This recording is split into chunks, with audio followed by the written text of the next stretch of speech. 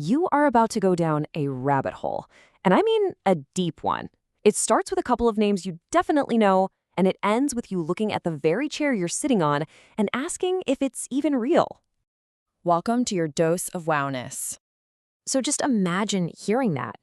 That's coming from one of the biggest names in tech on the planet.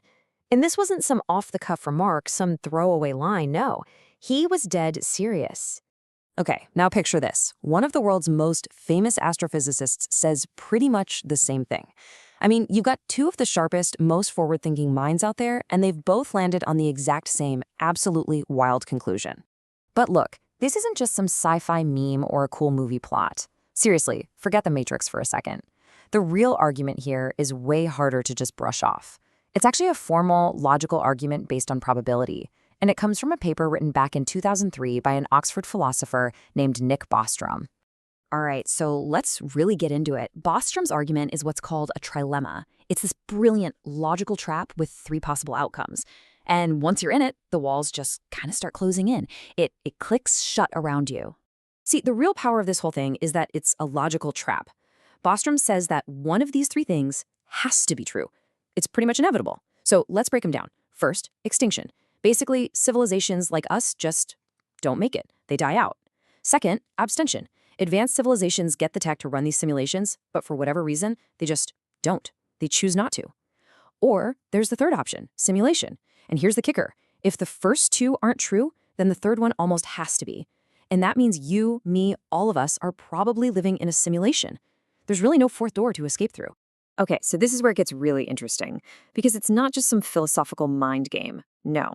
When you start to look really, really close at the fabric of our universe, I'm talking fundamental physics here, you find things that look an awful lot like they belong in a computer system. Let's start with clue number one. Any digital image, right, it has a minimum resolution, a pixel. You can't zoom in forever. Well, guess what? Your reality has something kind of similar.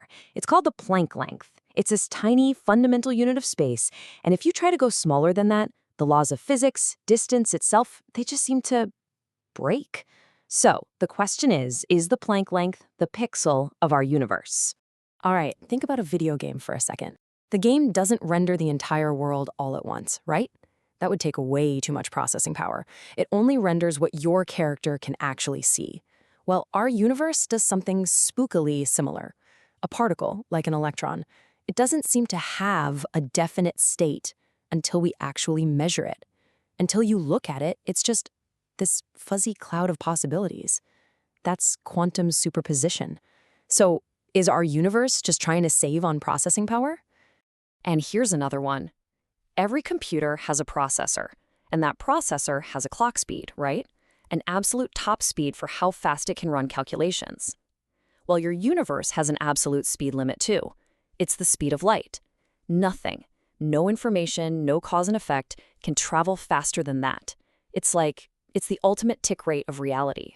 But then there's what might be the most mind-blowing clue of them all. A physicist named James Gates. He's working on these incredibly complex equations for string theory, and he finds something that just plain shouldn't be there. He finds error-correcting codes.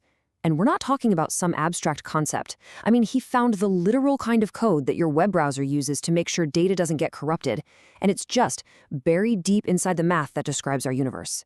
Okay, but let's pump the brakes for a second. This case is far from closed. As cool and compelling as the idea is, there are some really powerful, serious arguments against it. Objections that, challenge the entire idea right down to its core. And these arguments really do build a strong case against it. For starters, you've got the substrate problem. I mean, okay, if we're in a simulation, what computer is it running on? And what's that computer made of? See, it just kicks the can down the road. Then there's the problem of it being unfalsifiable. If you can't design an experiment to prove a theory wrong, is it even science? And of course, we can't forget maybe the most chilling possibility of all, existential risk. Maybe Bostrom's first option, extinction, is the right one. Maybe civilizations just don't make it long enough to build these things in the first place. But wait, there's one last twist to this whole thing, and it takes us away from physics and right back into philosophy. Because what if this whole debate is based on a totally wrong assumption? What if we're wrong to think that a simulated reality isn't a real one? This idea is called simulation realism, And the big name behind it is the philosopher David Chalmers. And his point is actually pretty profound. Think about it. If a chair is made of bits of computer code instead of atoms, but you can sit on it, it holds your weight, you can see it, you can touch it, then in what way that actually matters is it not a real chair? Look, finding out we're in a simulation would change everything we thought we knew about the universe. It'd be the biggest metaphysical shift in human history, period. But what Chalmers is arguing is that it doesn't have to change the meaning of your life. The love you have for your family, that's real. The choices you make every single day, they still matter. The happiness you feel, that's real too. It doesn't matter if the foundation of it all is atoms or bits. So that brings us to the final question. And this one isn't for physicists or philosophers. It's for you. If you found out tomorrow, definitively, 100%, beyond any doubt, that you were living in a simulation, would your life feel different? Would it actually change anything for you? Thank you, truly, for spending your awareness with us, whatever that awareness might be made of.